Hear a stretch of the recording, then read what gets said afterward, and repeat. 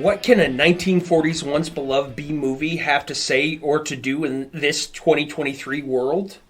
Grab yourself a mug of Tom and Jerry's. Find out why I, Uncle Do, deem this golden era classic important when I bring 1940s Beyond Tomorrow to the table. As always, my co-hosts, Randy Kirk. Hey, everybody. And Steve Frazier. Ho, ho, ho. There it is. Welcome once again to our second holiday movie. Beyond... Trying to get the spirit a little bit. Right, Beyond Tomorrow. Like I said, came out in 1940. Of course, I brought this to the table because I'm the golden guy, right? You're something. So, you guys both have not seen this movie. I'd never heard of it. Yeah. Same. I'd never even heard of it. So, I just want to go into depth a little bit why I brought this to the table. Please do. Okay, so before things like A Christmas Story and Elf and National Lampoons, where we are bombarded with these movies playing 24 hours a day, you never really ran film on Christmas Eve or Christmas night up against anything because nobody was watching TV, right? So you both had seen It's a Wonderful... in 1940, there was no TV. Well, no, I'm meaning why it's important now, Steve. Got it. Yeah. So you both have seen It's a Wonderful Life, so that wouldn't have been able to be brought to the table. At the time, you'd play a movie that was in the public domain because it didn't cost you anything. Sure. It's in the public domain, and it sort of hits Christmas. It does hit Christmas here in It's a Wonderful Life. It sort of hits Christmas. So you play this because it doesn't cost any money. So a little fun fact with Uncle Do, this movie was played more times for Christmas, and it was such a beloved classic that up until we got to the 1980s, the It's a Wonderful Life, the Resurgence, resurgence of all of that, this was the most played Christmas movie in that sort of situation. That's nuts. And so that's why I thought I should bring this movie, because it's an important aspect of that Christmas holiday spirit. It gives a little a wink and a nod to what it used to be when it came to viewing movies or watching movies during Christmas time. I'll have more to compare it to It's a Wonderful Life come the closing arguments, but okay. So as I said, you guys hadn't seen the movie. What did you think when I said I'm bringing this old movie? Well, number one, I like watching things that I've never seen before. So I was excited for that reason. I never heard of it, so that was another thing where it's like, ooh, now my interest is piqued. It is in the golden era, if you will. I also am a fan of that era, more so horror than anything, but still a fan of the era overall. So I was interested. I wanted to know what the hell it was all about. I was not as interested, but, I mean, much to your point, I like watching things that I've never seen before. Also, it's just, it's the reason we do this, right? Is because, we kind of put ourselves over as film buffs. And, to even think that there's a movie out there, it's like, oh, I haven't heard of that before. Like, that's crazy, right? Yeah. So I was just interested to see, what am I going to think of this? Yeah. So I pulled it up on, I don't remember what we watched, Prime? I think it's on Amazon Prime. Yeah. And I accidentally, just while searching for it, read the synopsis on the screen. Yeah. Which, to that point, was the most knowledge that I'd had. Sure. And when I read the synopsis, I went, oh, this might actually be pretty good. Yeah. So I was actually excited about it and normally I don't like things like that. Like, I figure it's all just spoilers for me, because usually people in their descriptions will be like, Well, I just said this is 1940s Beyond Tomorrow. I said you both need to see this because this is, to me, if you didn't see a public domain movie like It's a Wonderful Life, Beyond Tomorrow would be the next one that I would bring to you. And I actually gave you a list of 3, and this one I was hoping the most that you took the bite out of because I enjoy it so much. Yeah, what's crazy is that it was just within the last week where I pulled up a list on Google of, best Christmas movies of all time. And, it was just something, we were looking for something to watch, with Mace. And both this movie, Beyond Tomorrow, and Three Governors, it's called, right? Three Godfathers. Jesus Christ. Three Godfathers. It's close.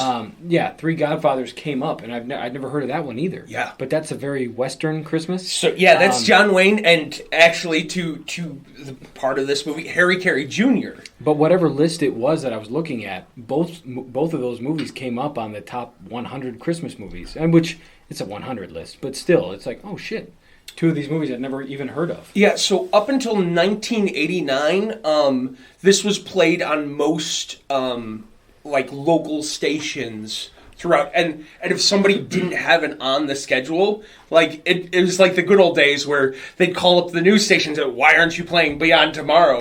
Like it listed off Pittsburgh and Chicago and all these other places, like WTTW would play this and It's a Wonderful Life back to back on Christmas Eve and Christmas Day.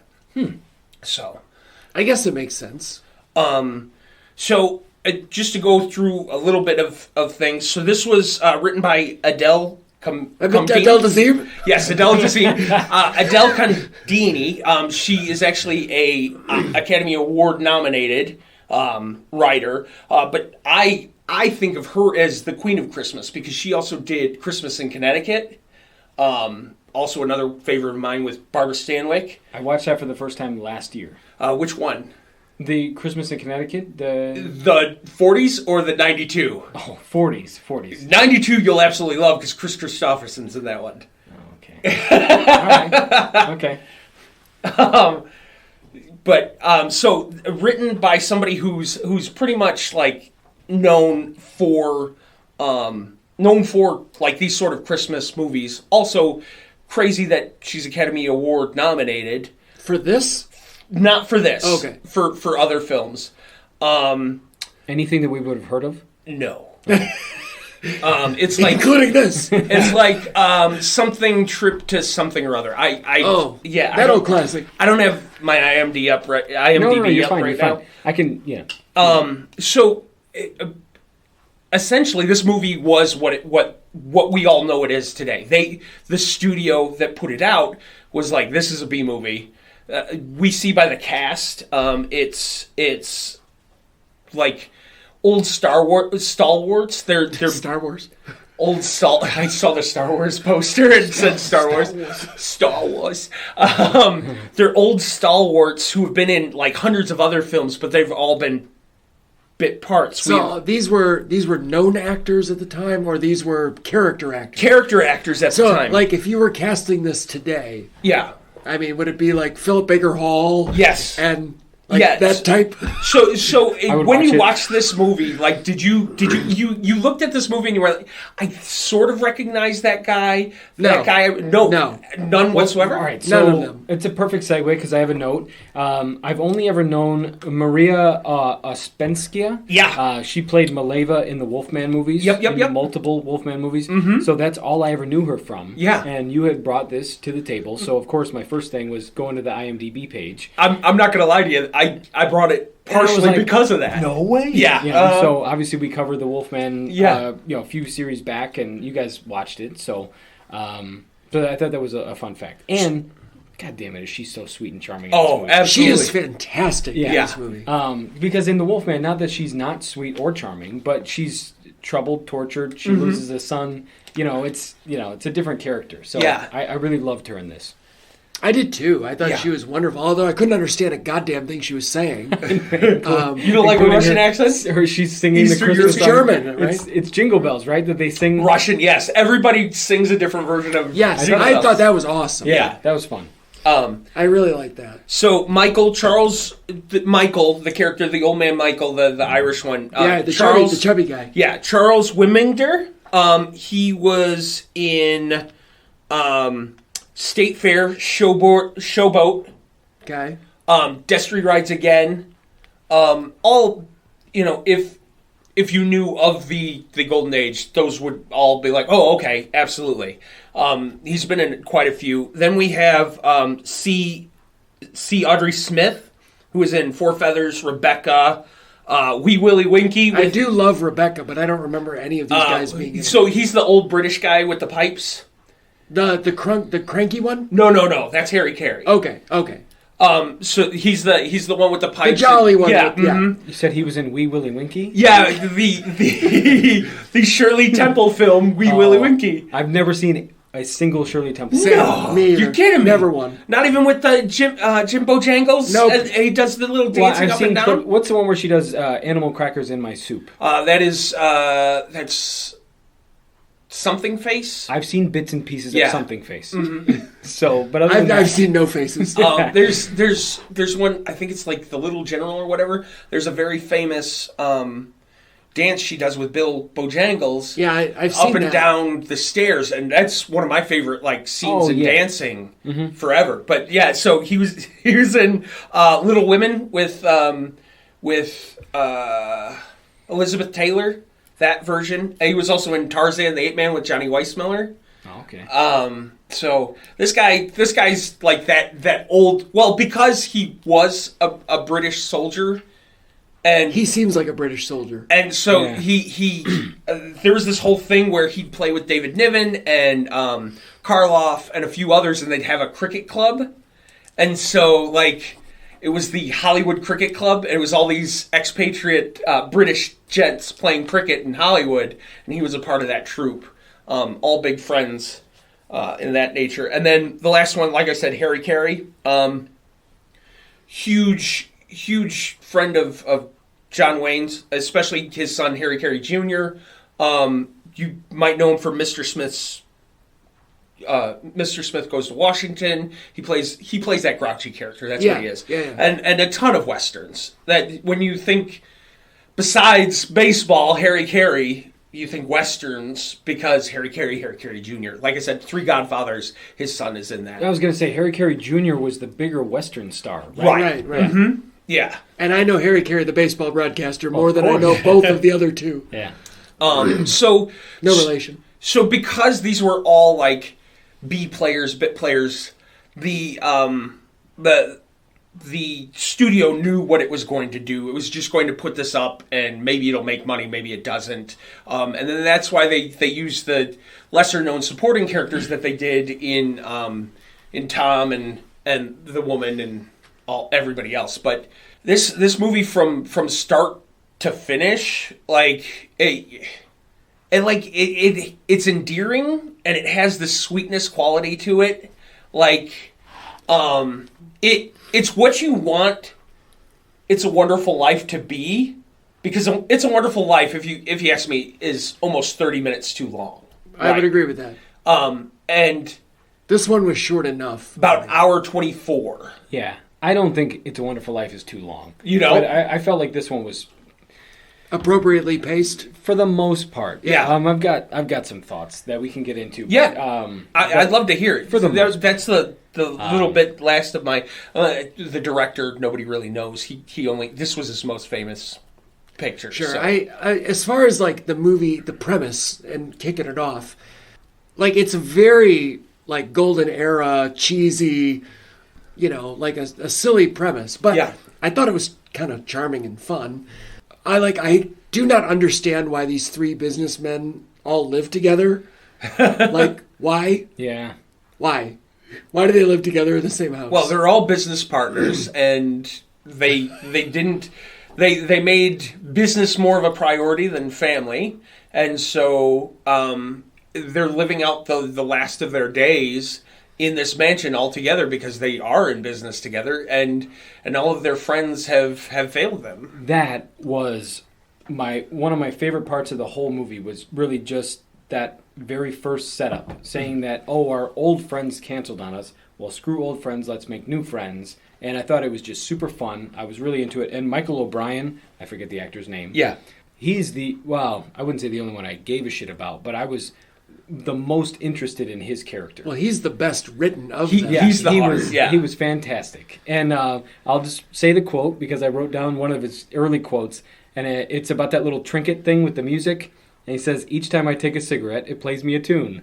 And I thought that was the most amazing thing. And he's just so happy to get his little cigarette out of this machine. That was a fun little device. Yeah. He might have been the one that actually used the phrase "three old fogies," which I didn't realize that verbiage existed back then. Yeah. So I thought that was interesting. They're like, okay, we're gonna make a bet. Like, what a classic setup, right? Yeah. You got three old curmudgeons that live in the same house, Yeah. and they're gonna make a Christmas bet. So I was like, okay, this is stupid, but I'm in. And remind me, what were they drinking in the movie? Oh yeah, something that you guys were unfamiliar with until last year, correct? Well, you had some. I've known about Tom and Jerry since I was a kid. Right, but it was the lesser. Yeah, I've drank known around. I just never tried one until 2022. Yeah, and so when Tom and Jerry was mentioned, I was like, oh yeah, I forgot about that part because I had brought Tom and Jerry's the last. It was a Christmas party, yeah. Christmas party that we were all at, and I was like, this is my favorite because Rand is known as a eggnog guy. Oh, yeah. And I am very much a Tom and Jerry's guy, although we are nogging it right now. They're drinking nog, I am drinking Yeah, water. we're at holiday I cheer. finished my nog. I'm going to open another Hams. Oh, okay. I meant to open a Hams, but I had a... You pre-opened. I pre-opened. Off he means screen, well. because they've been a little bit of a saucy minx lately. I didn't want to have another mess up like the last... Well, you were wearing it on that last show. Yeah, That the bears last up to series. his old hijinks. He got them waters all over me. I cannot stand an eggnog, but I do love a Tom and Jerry. Yeah. Which is funny because Tom and Jerry's has egg in it. Right, yeah. So, I mean, they're, for the most part, the same. Damn near the same. It's not at all. Yeah. It's just, yeah. Well, made we had differently. discussed this upstairs, where Tom and Jerry, you generally enjoy it a little bit more warm, like a hot toddy. Yeah. Where eggnog, I like it a colder drink. I wonder if I warmed up the nog if I would like it. Doesn't hurt to try. Well, But yeah, because we had talked about that with the rice pudding versus tapioca. And Yeah. I like a warm tapioca, Yeah. versus like say a cold rice pudding. Yeah. Sure. that makes sense. But yeah, Tom and Jerry's, fun nod. Also, sorry, hiccups and burps. all these. I'm enjoying my holiday cheer. Let me just say that. Full of it today. I like it. So Tom and Jerry's was another wrap up to everything. I was like, these guys are gonna love this. Yeah. Yeah. So, And going back to your boy O'Brien, at some point in the movie, he claims that he's 64 years old, which I started doing math. Right, that makes him 104 years older than me. yeah. And I'm like, holy shit! Like, you start watching these movies, like Harry Carey was born in 18 boom boom boom boom. Yeah. And Yeah. you're like, well, shit. Well, some of these were vaudevillian stars, right? And if you asked a kid on the street what's vaudeville, they couldn't tell you from 10 Ways from Sunday. Right. Like so that's one of those things. And I once again, like I said, I thought this was important enough in the long terms of cinema history that it needed to be discussed. And so we were talking a lot about more popular movies and maybe movies that people have seen more. But I decided that maybe we could, educate and sort of warm everybody's heart during this holiday season as well. And just with the opening there, I wrote yet another quote that Michael O'Brien says. And when they're doing the bet, where they put the money into the wallet and throw it out the window, and I'm forgetting how he says that, how it makes its way into the conversation, but he says there are no strangers on Christmas Eve. Yeah. Yes. And I love that line. That's a great line. How times have changed, 80 plus years later.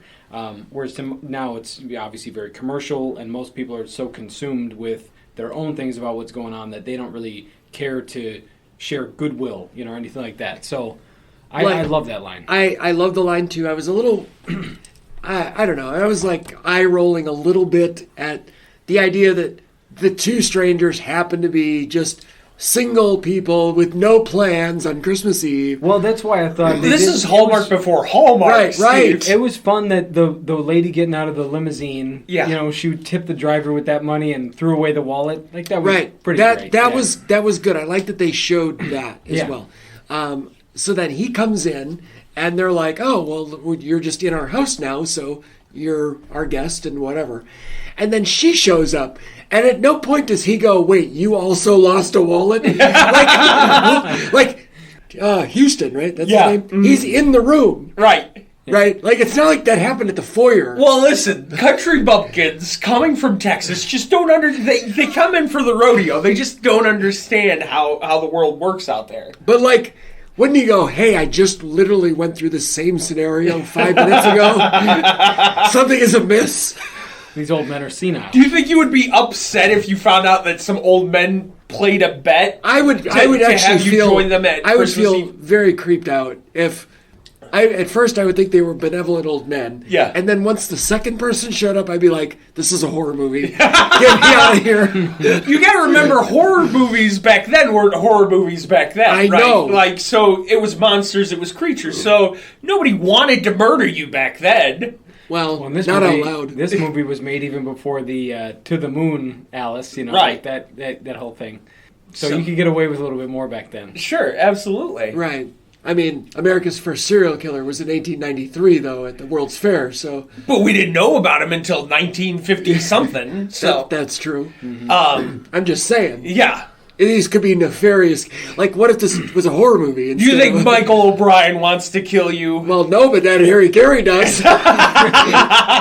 He's a son of a... If he knew you like I know you, yes, absolutely. He's a son of a bitch, and so am I. So. Whatever. But beyond that, I don't know, the setup here, first act. I don't know if you guys have anything else that you want to talk about within the first act here. Not so much. No, like it's very sweet, and the whole Central Park scene is pretty funny to me. Where with the horse? Yeah, with the horse. That was so well done. Yeah, and the sergeant comes up and, oh, hey, sergeant, and he's like, oh, you haven't seen a horse in a while, huh, Texas? And like, it was just a little wink and a nod. It's very, very back then, sort of. It was. All of the stuff was very back then. Right. I was kind of annoyed at the filmmaking style where back then you just faded out of every scene and then kick-started the new scene. I was like, ooh, that's off-putting. Yeah. But I thought after the plane crash, it took a very sharp turn. Yeah. Because I was thoroughly enjoying everything that I was watching, and then all of a sudden the plane crash, and then I don't know, I didn't know where it was going to go, and then them being ghosts, that didn't bother me so much. But it just kind of felt weird how everything else played out, that they had to be like the reason to bring these two back together. I thought they didn't have to be ghosts. It didn't have. They could have just, like, he could have somehow like made it as a singer. Yeah. And then the old men could have still been alive. Yeah. And then tried to actually talk with them and get them back together. So I didn't mind the ghost aspect. Like I said, I saw it in the synopsis. Okay, yeah. And I was like, oh, okay, it's going to be kind of like a Christmas Carol, spin-off idea. Okay. Like, that could be fun. But when you were talking about the plane crash, well, first of all, your old lady, like, the whole time, don't go, I knew it. And I was like, okay, this is, if you're watching this for the first time and you don't know, it's really obvious that something bad's going to happen. Anyway, so they fly away, and the very next scene in the movie are the young couple walking through the park, and he's asking her questions, like first date kind of questions. At this point, it's been 2 months in the story, and I'm going, wait, something is wrong. Like, this would have happened like so many dates ago. But when you court it isn't right away like that, Steve. And well, I don't know, but and then he says, I knew something would keep me in New York, and I'm like, Jesus Christ, it's been 2 months. Like, they've already done all the bowling and all the other shit on the calendar flip page thing, montage, and I was like, what? The bowling scene was a lot of fun. Yeah. It felt like they spliced this scene into the wrong part of the movie, and it took me out of it for a minute. It's interesting. That's why that might have played into. And then they were engaged. Might have played into why it took such a sharp turn. It felt kind of different. It was like, wait, what happened? Yeah. Right. Yeah. And then all of a sudden at the end of that, they're engaged. And you're like, wait, what? Yeah. What's happening? And just points I'm making here. No. Because, it made it sound like he was a rodeo guy. He rides horses and he's from Texas and doing whatever. And then because he can sing, only because he can sing, he kind of makes it. it didn't seem like that was his dream to me. No. Well, it's So- an accidental. Right. And it's Kinda- like, oh, because I can sing. So it just kind of felt like, forced. But I guess. like the fact that he sang in the living room. Yeah. And that's how everyone went, oh, this guy can actually sing. Right. I didn't mind that, but it just felt I guess you had to have a way to make him semi-famous and, be interested in this also famous other woman. Speaking of the living room singing scene, Yeah. the fact that they heard the carolers outside and then they just invited them all in. Yeah. Like, first of all, caroling, the art of caroling is like gone, right? Because nobody wants to interact with anybody anymore. Right. But I think that'd be really, like, I miss that idea. Like, I wish that I could still sing, and I wish that I could just go around and sing for people. Yeah. So I get that. I think you would be a lot more surprised if, say, you went through perhaps your neighborhood with a group of friends and went from door to door and sang. and you'd see a lot more people be a little bit more cheery instead of the whole curmudgeon. But, like... A lot more than my old neighborhood. Right. Like, right now, like, I'm thinking about it, and I was like, somebody sang in my neighborhood. I was like, ooh, I don't know about that. But, like... Right. Here, we're recording at Randy's house. And in this neighborhood as well, this is a very suburban... Yeah. Yeah, I mean, I would be happy, and... Like, if you just heard a choir of voices outside...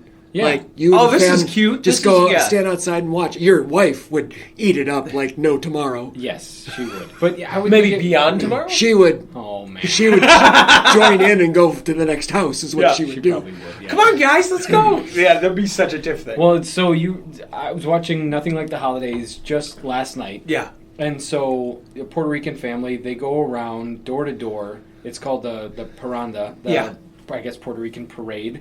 And they go from door to door singing carols, and then they ring the doorbell, and then they bring that family or those people with them on this parade.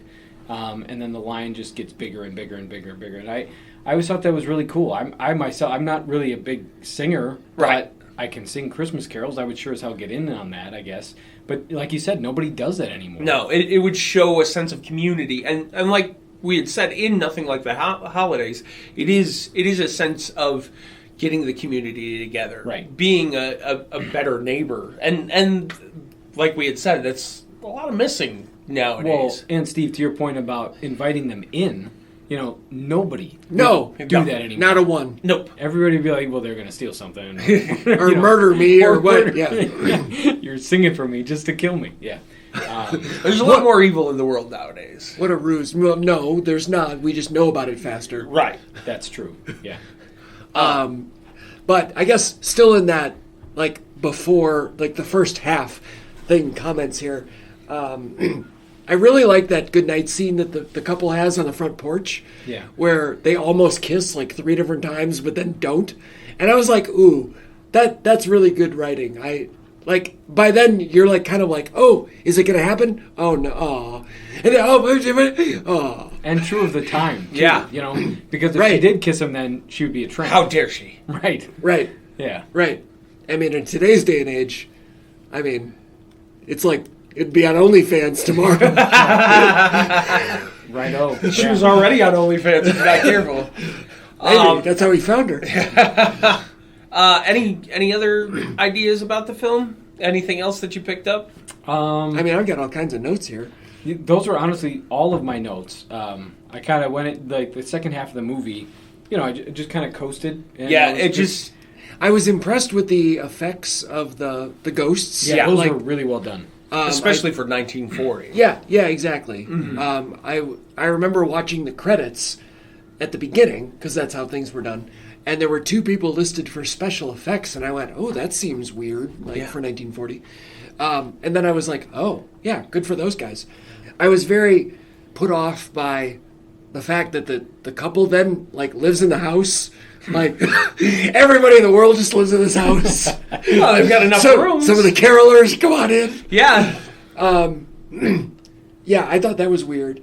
And then, okay, so Harry Carey, the grumpy one, like, are we to believe that he, like, goes off to hell At the beginning. Well, right. So he was indicted for something. It's unspoken, but he was implicated in some sort of crime, either murder or death or something of that nature. So how many times have you seen this? Probably about 15, 20. So what's your take? What do you think he did? So I think because of what his business was in, I think there was some sort of industrial accident and that he was implicated in that. Okay. And that maybe a lot of his workers had died or something of that nature. I buy that. Because they were going to go visit a steel mill in Pittsburgh. Right. And the crazy thing is, what mountains are from... This is the one problem I had with the plane. What mountain range can they crash in from New York to Pittsburgh? Well, I guess there are some Catskills? Appalachians. Yeah. Appalachians go through there, but... It's a little bit of a stretch. Not at their highest peaks. Right. Yeah. Well, it was an early plane as well, so maybe, you know. Right, that was... A suspension of disbelief. Sure. All right, so really, those are all your notes? Those are all my notes. Okay, I can still go. Okay, so here's where I have a big problem with this movie. Okay.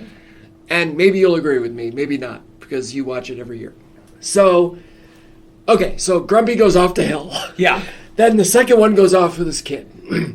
At no point did those two ever do anything to help this young couple.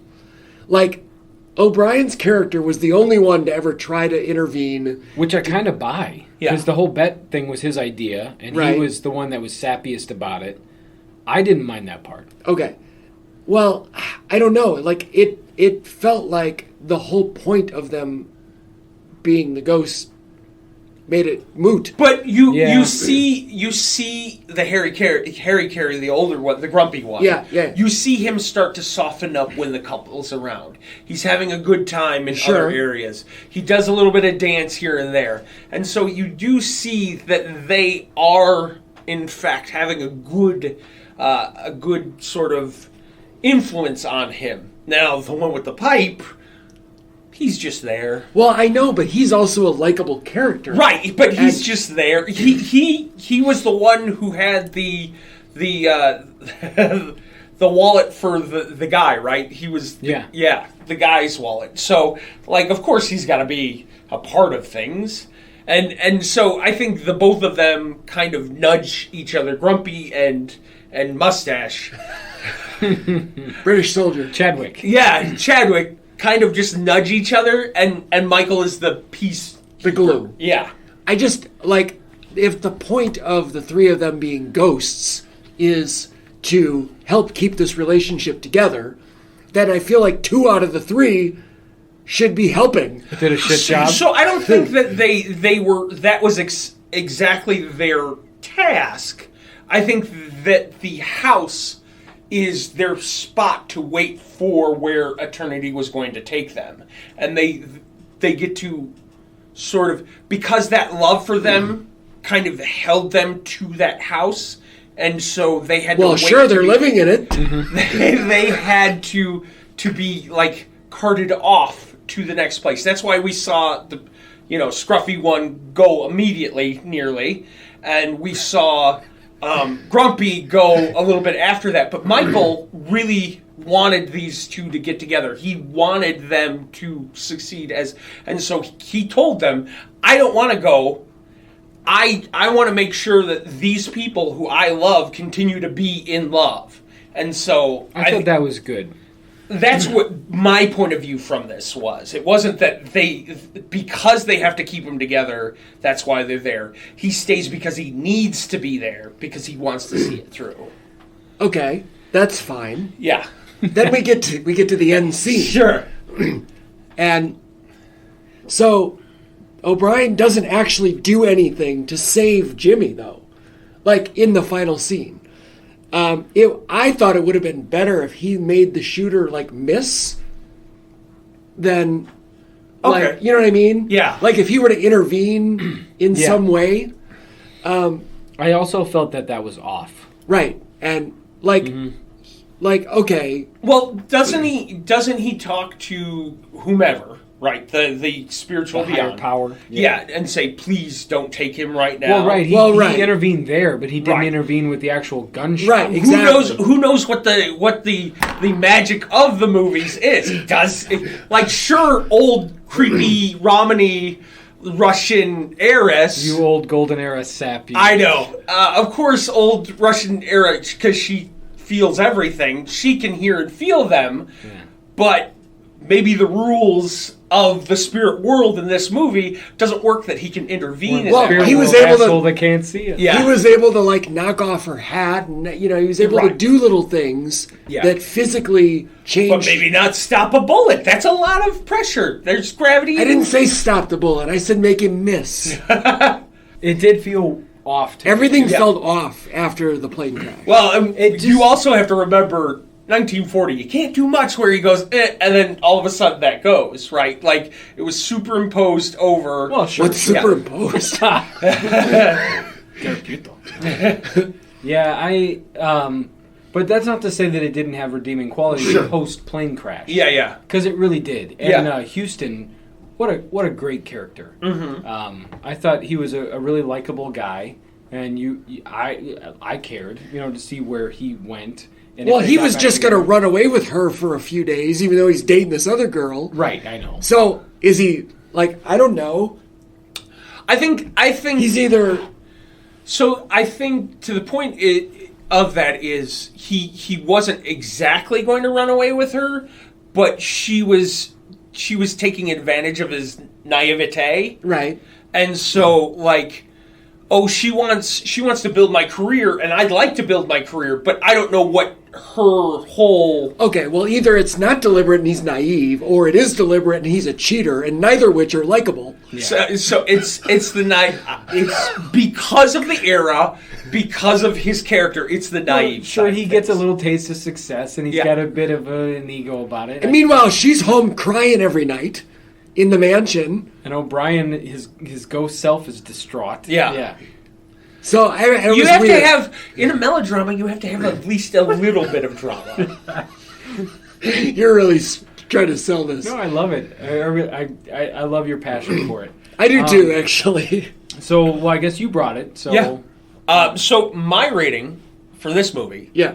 is always going to be a 7. Okay. okay. It's just Always. always. No I don't change. think it will ever change. No, unless because it was in the public domain, everybody got their greedy little hands on it, and I'm pretty sure you saw in some of the scenes the audio quality and some of the film quality wasn't the best, but the one that I provided to you guys was the best version. But there are a million other copies on Prime and YouTube and everything where they're colorized and they're bastardized. You know what? I tried to watch that, but it was with you had to pay or sign up for a free trial. But they have a colorized version. Yeah, and it's awful because it's always done post, and so I wanted to somebody put it has up. to physically paint the cells. So you don't. It's the same thing with John Wayne colorized movies, Right, or Three Stooges. Somebody physically painted those because they didn't actually know what color shirt John Wayne was wearing that day. Right. So That's why Frankenstein's It was- monster is green. it was pink, right? Yeah. So And so to me, if they colorize anything, I won't watch. You've never seen A Miracle on 34th Street. I've never seen A Miracle on 34th I will Street. never watch the original A Miracle on 34th Street colorized because I think it takes away. Because it's a gimmick that somebody decided in 1970 or 1960 to play on regular TV. what about Holiday Inn? Holiday Inn, I hate the colored version. Yeah, because it's not true to actual that. Right. I get it. To actual that. It's very pastel and Right. Yeah, it's weird, but Yeah. So okay. so if given a choice, same thing with It's a Wonderful Life. If there is a regular black and white version or a colorized version, I will always watch the black and white version because that is the film that you're meant I will to see. too. I'm no Yeah. different, but I just I would like your agree. take on it. Yeah, I would agree So with that. if watching it on anywhere, I'll watch it black and white and 7.0 forever. 7.0 forever. Yep. Put that in the books. I like it. Yeah. I'm going to write that down on my sheet. How about you guys? All right, so for me, this is no more a Christmas movie than It's a Wonderful Life is a Christmas movie. because I agree with that. It's a Wonderful Life is on every list the number one Christmas movie, and I have no understanding of why, because the last 20 minutes takes place at Christmas, but the first 2 hours takes place over the year before. And I think we've talked about this in the past. It was presented in July.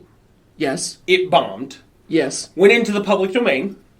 And because it had some inkling towards Christmas, you put it during Christmas time when nobody's going to watch it right. because it doesn't cost anything. Much like Holiday Inn, Yeah. not really a Christmas movie, Right. but part of it takes place at Christmas. Well, and they if said, you're paying Irving Berlin for a fucking great song, you Right. better goddamn use it for it. right, and so let's turn that into its own movie Yeah. later on. Yeah. If the last 20 minutes of It's a Wonderful Life were turned into their own movie, which I'm sure somebody's done, Probably. that would be a Christmas movie. It's a Wonderful Life is not. The first 20 minutes of this takes place on Christmas Eve, which is a great premise, and I really liked that. Me too. And then it goes on for like a year after that. Yeah. So, Christmas was the setup. Yeah. But I don't know. Anyway, I thought it was fine. I thought the premise was great. I thought the ghost story really lacked, though. Like, it totally took away everything I liked about the first part of it. Okay. And so for that, I went straight 5 down the middle. Okay. Ooh, okay. So yeah, that whole first act, everything that was pre-plane crash, I really loved. Same. I thought that it kind of like, as far as the feel of a Christmas movie, I mean, this is up there. It ranks like the top. The way that it starts out, it's like, holy shit, I feel it. You know, Yeah. The Tom and Jerry's, the goodwill, Yeah. the fun of Like a caroling, bet. yeah. It's cute. It's fun. They're standing around a fire. Like, it's just it's warm and inviting. And then it did take a turn after the plane crash. Yeah. So my final score is a 5.5. Okay. Because of everything post plane crash. If it had stayed true to the feel for that first act, I mean, dude, it would be an 8. Yeah. I would say pre-plane crash, it's like an 8 or Yeah. 7 or 8. Yeah. And everything after that really dropped it off for me. And I love the Michael O'Brien character. Yeah. Same. Yeah. I mean, I love that you brought it. Because Yeah. now, can say, holy shit, I've seen this movie that I'd never even heard of. Who knows? and Maybe it- next time you'll see 3 Godfathers. Maybe so. Next Christmas, look out. Yeah, there you go. You're going to do Jingle All the Way. This is going to You'll be finally great. get to see it. All right. Oh, so, shit. Well, yeah, I guess where they can find us. So we just, check out the link tree. We are on YouTube. Check us out on YouTube. Everywhere you stream your podcasts. Yeah. Yeah, leave us a comment and and, Are you enjoying these fun little holiday, series that we're doing? Yeah. Hoping they'll give your holiday season a little boost. Maybe you hadn't seen this movie before, and probably you Because- have not seen this movie. because you hadn't seen it, and because you wanted to give it a listen with us and a watch with us, let's hear what you say. That's gonna be that'd be fun to Yeah. do a poll. I'm not saying we will, but if we did do a poll of how many people out there had actually seen Beyond Tomorrow. Maybe one. Yeah, me. Yeah. Well, and my wife, Sure. because I make her watch it. Right. Yeah. I watched this one by myself, so Yeah. and my wife has not seen it. I don't have a wife, so I watched it by myself. But no, I'm glad you brought this though. It was fun to watch, and as we talked about at the beginning, shorter than It's a Wonderful Life. So. Right. And also not a Christmas movie. Right. So, what's next time?